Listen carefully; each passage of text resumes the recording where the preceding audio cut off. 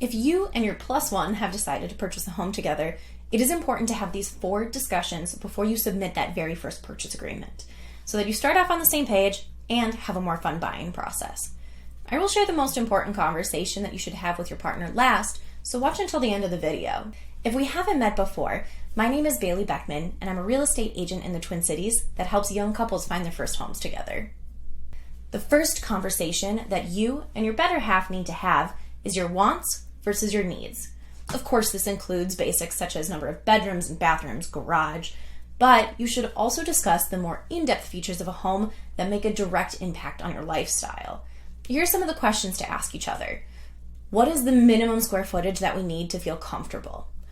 Where will we spend the most amount of time in the home? Will it be the kitchen? Will it be the living room? How far of a commute are you willing to have? A little trick that I like to use for this discussion is to speak in terms of range, setting minimums and maximums. So that instead of just being 15 minutes from work, it's 10 to 25 minutes. Keep in mind this hard, honest truth though. The perfect home doesn't exist. Homes are like shopping at a thrift store. They are previously owned and will all have flaws. You and your partner need to determine where you will draw your hard lines. Don't sell yourself short, but don't have $1 million home in mind on a $300,000 budget. The next conversation that you will need to have is how you would like to end up splitting costs. Having this discussion upfront can change the way that you and your partner look at homes. So it is important to talk about before going out and seeing those homes versus when you are signing that dotted line. Most often couples will choose the 50-50 split route, but I have often seen couples split according to their take-home pay so that the impact of the payment is equal for both you and your partner.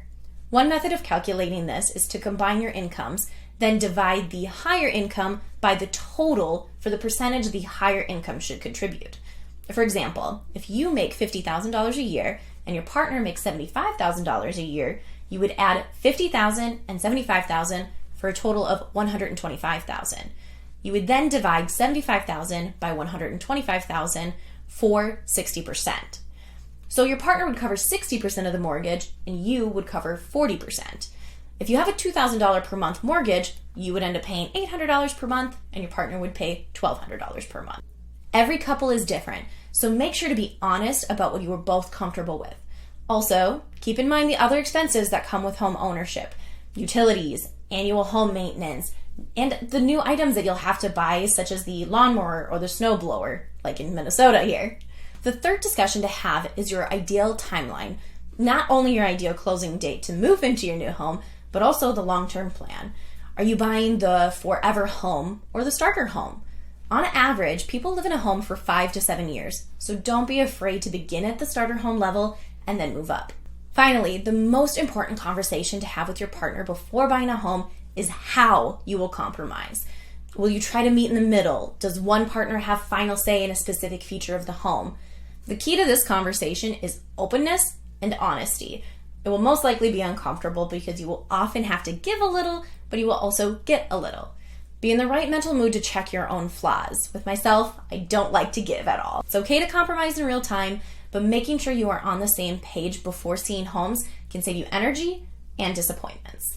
After you have had these 4 discussions with your plus one, you will be ready to start house hunting and you will have more fun being on the same page. In my next video, I will share how long before buying a couple should meet with a realtor. You want to have a professional on your side when you find the right home and want to submit that offer. Feel free to call, text, or email me if you have any questions or are ready to start your search for a home. My contact information is in the description. I look forward to meeting with you.